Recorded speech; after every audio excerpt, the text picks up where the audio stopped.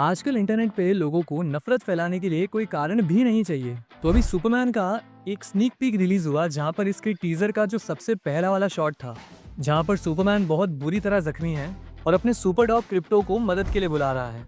इसी शॉट का एक काइंड ऑफ एक्सटेंडेड वर्जन हमें यहाँ पर देखने मिला और इसके टीजर से कुछ एक शॉट्स को दोबारा दिखाया गया। अब लोगों ने तो इंटरनेट पे बखेड़ा खड़ा कर दिया कि ये जेम्स गन ने सुपरमैन को इतना वीक, इतना कमजोर, इतना दर्द में क्यों दिखाया है।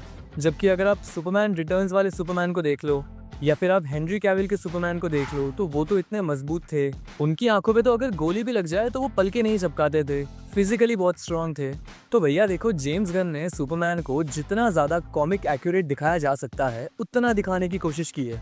तो अब उन लोगों को कौन समझाए कि सुपरमैन के पास में बहुत सारी ऐसी एबिलिटीज हैं जिन्हें लाइव एक्शन मूवीज में अभी तक एक्सप्लोर नहीं किया गया है।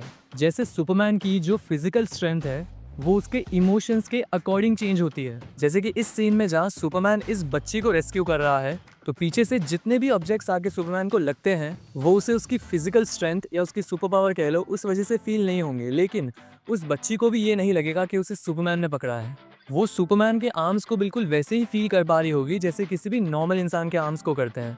वरना अगर सुपरमैन इस बच्ची को बचाने के लिए इसे पकड़ता तो क्या ये वहीं पिचक नहीं जाती। चलो ये भी छोड़ो, पर जब हेनरी कैविल के सुपरमैन ने लुइस लेन को हक किया था तब क्या लुइस लेन की रीढ़ की हड्डी नहीं टूट जानी चाहिए थी। भाई इमोशंस सुपरमैन के अंदर भी है और उन्हीं इमोशंस के अकॉर्डिंग उसकी पावर्स एक्ट करती है। इसी सीन में दूसरा पॉइंट कि जब सूरज की किरणें सुपरमैन के ऊपर गिरती है तो वो बहुत जोर से चिल्लाता है। अरे वो तो सुपरमैन है, सुपरमैन कैसे चिल्ला सकता है, वो तो इतना स्ट्रांग है। तो भाई इमेजिन करो तुम्हारे शरीर में 14 हड्डियां फ्रैक्चर हुई है, 14 बोन्स। उसके अलावा शरीर के कितने सारे अंग ऐसे होंगे, कितनी ही पसलियां होंगी जो बुरी तरह टूट चुकी है।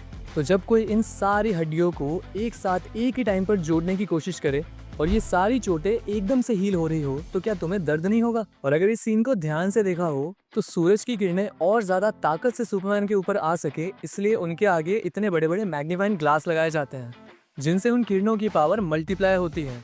और इसका अंदाजा हमें लगता है जब हम इस शॉट को ध्यान से देखते हैं जहां सुपरमैन के सूट के अंदर से भाप निकल रही होती है। लोग दिल्ली की धूप सहन नहीं कर सकते, 45 डिग्री में तो बेहोश हो के गिर जाते हैं। वही लोग आज इंटरनेट पे कमेंट कर रहे हैं कि सुपरमैन को धूप से कब से तकलीफ होने लग गई। भाई ये सिकंदर मूवी नहीं है जहाँ पे कभी भी कुछ भी हो रहा हो। उस फिल्म को बनाने वाला डायरेक्टर जेम्स गन है, उसके फिक्शन में भी लॉजिक होता है। तो टीजर को फालतू के पॉइंट्स निकाल के क्रिटिसाइज करने से पहले जरा इस टीजर की इमोशनल डेप्थ को देखो।